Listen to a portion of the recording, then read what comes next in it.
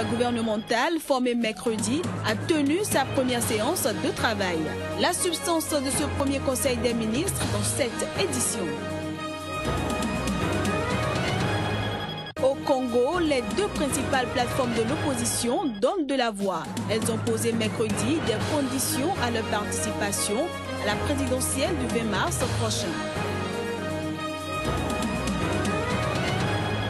Enfin, nous irons au Bénin pour parler d'une maladie qui fait des ravages dans le monde.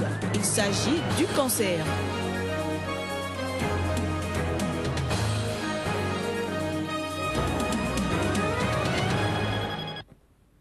Bonjour à toutes et à tous et merci de prendre le rendez-vous de l'information sur SICA.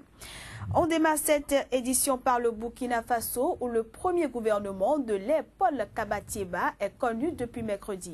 Aussitôt formée, la nouvelle équipe gouvernementale a tenu son premier conseil des ministres, une rencontre dite de prise de contact entre les 25 ministres et les 4 secrétaires d'État et le président Roch Marc Christian Kaboré du Faso. Objectif, faire connaissance et s'imprégner de la feuille de route de ce dernier.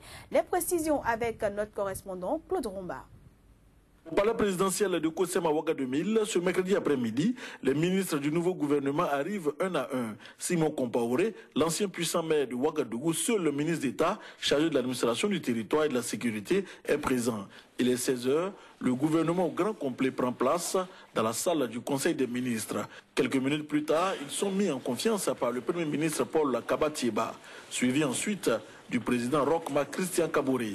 C'est l'heure de la première prise de contact du premier gouvernement post-transition.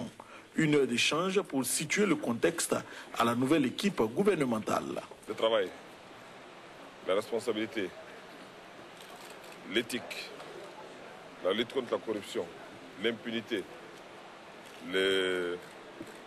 l'exigence des résultats. Voilà. Ce sont les maîtres mots que le chef de l'État a délivré à tout le monde. Un cabinet de 29 membres, dont 4 secrétaires d'État. Aucun militaire ne figure dans ce gouvernement où le ministère de la Défense et des anciens combattants revient au président lui-même, Roch Marc Christian Kaboré. Cette femme occupe des portefeuilles dans ce gouvernement, dont celui de l'économie et des finances décerné à Rosine Koulibaly.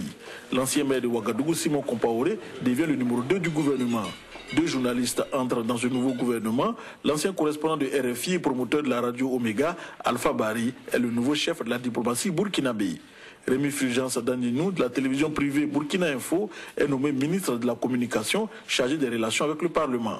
Les sankaristes, longtemps opposés au régime Compaoré, entrent dans le gouvernement. Une semaine après sa nomination, l'économiste Paul Kabatieba forme son équipe de combat qui doit incarner la rupture pour faire face aux nombreux défis d'un peuple insurgé.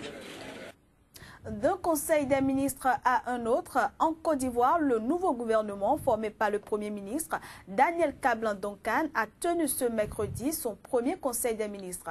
Une occasion pour les Ivoiriens de découvrir les nouveaux visages de ce troisième gouvernement de l'ère Duncan. Chris Paten Assemian pour le reportage. Dernière ligne droite avant la photo de famille. Sur le tapis rouge, des numéros indiquant du poids de chacun dans ce nouveau gouvernement. Malgré cela, certains essaient de se trouver une place, tandis que pour d'autres, c'est déjà un acquis. 36 ministres contre 31 auparavant. La nouvelle équipe gouvernementale formée par le président Alassane Ouattara fait une large part aux femmes, mais conserve le statut de l'équipe précédente. 9 personnalités, dont 4 femmes, découvrent au plateau de première fois la salle du Conseil des ministres. Difficile de ne pas remarquer ces nouveaux venus au regard des sentiments qui se lisaient sur les visages. Passé le temps du dépaysement et de l'enchantement, le chef de l'État ivoirien réaffirme ses priorités. Poursuivre la dynamique amorcée depuis son premier quinquennat, l'ambition étant de parvenir à l'émergence économique et sociale du pays annoncée pour 2020. Mais pour l'heure, les Ivoiriens attendent et espèrent, à travers ce nouveau gouvernement, l'accomplissement de certaines promesses électorales après la victoire d'Alassane Ouattara aux dernières élections présidentielles tenues en Côte d'Ivoire en octobre 2015. 9 nouvelles personnalités ont fait leur entrée dans le gouvernement ivoirien. Comment ont-elles vécu leur nomination et l'ambiance de leur premier conseil de ministres? Chris Paten Assemian a recueilli les propos à la sortie du conseil. C'est toujours nouveau de prendre un nouveau challenge. Vous savez, c'est une responsabilité qui est lourde et une marque de confiance. Donc c'est à moi de démontrer que le président de la République a eu raison. Il me confie ce département et puis de faire le travail comme on doit le faire. Le président a dit que c'est un gouvernement, le Premier ministre, pardon, c'est un gouvernement de mission et de combat. Nous sommes conscients de notre rôle. Il nous l'a dit et avec notre équipe, l'ensemble des experts, nous sommes certainement, nous avons envie de dire que nous y arriverons avec la grâce de Dieu. Sentiment de joie et de fierté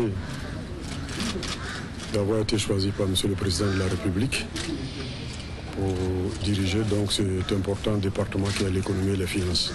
C'est un peu dans notre domaine. Donc, comme M. le Président de la République et M. le Premier ministre, nous rassurons les Ivoiriens que les finances seront bien gérées. Un sentiment de joie et de fierté d'être au service de la nation, de continuer à travailler pour l'État de Côte d'Ivoire afin que la cohésion sociale règne de façon définitive, que la paix revienne. Voilà. Aujourd'hui, ça a été la prise de contact. Laissez-moi le temps et nous nous retrouverons, si vous voulez, pour faire le point exact de toutes les actions à entreprendre. Je ne pourrais pas vous donner ma feuille de route ce matin même. Merci. Qu'attendent les citoyens ivoiriens de la nouvelle équipe gouvernementale qui se veut être un gouvernement de mission et de combat au dit du Premier ministre ivoirien Daniel Kablan Duncan?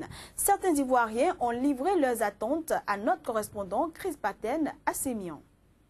Lors de sa campagne, il a dit que s'il venait, c'était pour améliorer la condition de vie des jeunes, surtout nous, particulièrement nous les étudiants. Après nos études, nous constatons que nous sommes éparpillés partout. Et puis bon, nous avons vraiment des difficultés à nous insérer dans le tissu social.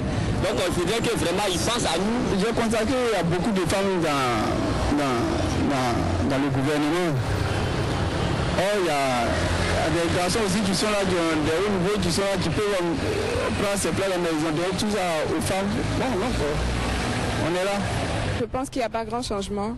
Je pense que cela est fait aussi dans un objectif que les chantiers qui ont été lancés puissent être achevés. Donc nous espérons que vraiment le travail sera bien fait et mieux fait. C'est un très bon gouvernement, oui. Non, en fait, une équipe ne gagne pas, on la change. C'est-à-dire qu'il n'y a pas d'autres équipes qui vont changer, c'est tout.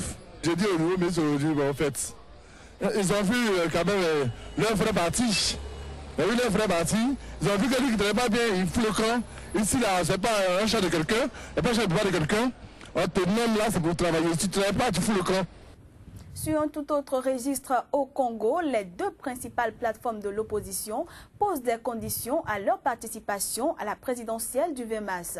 À l'issue de plusieurs jours de convention à Brazzaville, ces deux entités réaffirment leur volonté de participer à l'élection présidentielle sous réserve de l'obtention des conditions minimales. Elles exigent, entre autres, la mise en place d'une commission électorale dont l'indépendance est reconnue par tous, l'élaboration d'un fichier électoral fiable préalablement expertisé par le concours des services de l'Organisation internationale de la francophonie. Le Front républicain pour le respect de l'ordre constitutionnel et l'alternance démocratique FROCAD et l'Initiative pour la démocratie au Congo ne sont toutefois pas encore parvenus à s'entendre sur une éventuelle candidature unique pour ce scrutin. Pendant ce temps, au Bénin, l'alliance RB-PRD et FCBE pour le scrutin du 28 février continue de faire des vagues. Au niveau de Porto Novo, la capitale du pays et fief du Parti du Renouveau démocratique, bien des militants semblent sous le choc. Les réactions de quelques-uns ici sur des propos recueillis par Joël Yetondi et Juste Donrissou. La façon dont le PRD nous a tracté cette fois-ci, ça ne nous a pas plu. C'est hier que moi j'ai vu par hasard à la télé que le logo du PRD, le logo de FCBE et le logo de RB sont ensemble pour soutenir Lionel. Où? Nulle part on nous a informés. Nulle part on nous a informés. On est déçus complètement. Normalement, je ne sais pas, un parti, avant de prendre une décision, il faut qu'on consulte l'électorat. Qu'est-ce qu'il veut? Qu'est-ce qu'il veut? La politique, si c'est la politique, c'est comme ça. Donc la politique, c'est un jeu de mensonges. Nous ne sommes pas d'accord. Il a pris une décision seule. Je pense que la décision n'engage que Rungudi seul. Pas Les membres sont partis. Vraiment, j'étais très déçu, très surpris. On ne s'attendait pas à cela. Même si le PRD a décidé de rester dans la mouvance, il peut toutefois chercher quelqu'un qui a vécu, qui est resté au Bénin, qui connaît les problèmes des Béninois et s'allier et former la mouvance avec celui-là. Mais on est parti chercher quelqu'un qui ne connaît pas le Bénin entièrement, qui ne connaît même pas le Bénin, je vais dire, et pour venir être président dans notre pays. C'est dommage. On a déjà dit qu'on est indépendant, mais bizarrement, ce sont les Français qui veulent nous gouverner. Au fait, principalement, moi, je n'ai pas digéré. Là-dessus, les potes nous viennent. C'est triste. C'est une injure pour notre pays. Donc ça veut dire que tous les Béninois qui sont au Bénin ne sont pas capables. C'est grave. Mais ça n'engage que il y aura match sur le terrain, c'est tout. On reste au Bénin, maladie très sournoise, le cancer à travers le monde fait des ravages. Le Bénin ne fait pas exception et les indicateurs contenus dans le registre du cancer en disent d'ailleurs long. La rédaction de SICA a bien voulu s'intéresser au sujet. Souvent perçu comme la pire des maladies, le cancer est une pathologie très redoutée. Sa survenue dans la vie de tout individu provoque des bouleversements de taille. Tous les pays, à des échelles variées, enregistrent des cas de cancer de divers ordres. Au Bénin, les révélations ne sont pas négligeables. Les indicateurs contenus dans le registre du cancer de 2013 à 2015 révèlent 852 cas de cancer enregistrés sur Cotonou et ses environs. Donc nous n'avons pas encore les statistiques de l'ensemble du territoire national. Le cancer est à l'origine du décès de milliers de personnes par an dans le monde. On peut noter des avancées dans la lutte, mais pas encore de traitement universel. Mais le mal peut être moindre si la maladie est découverte assez tôt. Seulement, la mentalité d'un nombre de pays africains ne conduit pas à ce fait. Nos concitoyens et nos concitoyennes n'ont pas la culture des bilans de santé. Car en réalité, chaque année, une fois tous les ans ou 2 fois par an, il est important de faire un bilan sanguin. Le bilan sanguin qui, en réalité, est la photographie complète du bon fonctionnement ou du mauvais fonctionnement des organes du corps humain que nous ne voyons pas à l'œil nu. Le cancer, lorsqu'il est diagnostiqué tôt, on peut en guérir. Mais lorsqu'on le diagnostique de façon tardive, malheureusement, l'espoir de survivre est quasiment amenuisé. Le cancer avancé, une fois diagnostiqué, impose un traitement trop onéreux, le plus souvent au-delà des capacités financières des malades. Les exemples ne se font pas rares. C'est une dame qui souffre d'un cancer des reins depuis 2014. Elle a déjà perdu un rein, littéralement broyé par le cancer. Le médicament qu'elle doit prendre, la boîte de 30 comprimés, coûte 4 200 €, soit à peu près 3 millions de francs CFA. Les enfants ont pu lui acheter une boîte le mois d'août de l'année dernière. Un médecin a eu l'amabilité d'offrir une boîte à cette dame, ce qui fait le 2e traitement. Et au jour d'aujourd'hui, n'ayant pas les moyens, malheureusement, la dame est en train de lutter contre la mort. Le cancer est une maladie silencieuse qui évolue en sourdine. Sembler bien portant n'exclut pas que l'on véhicule des pathologies en soi. Le seul moyen de détection et de prévention reste bel et bien le bilan de santé. Place à présent à la revue de presse.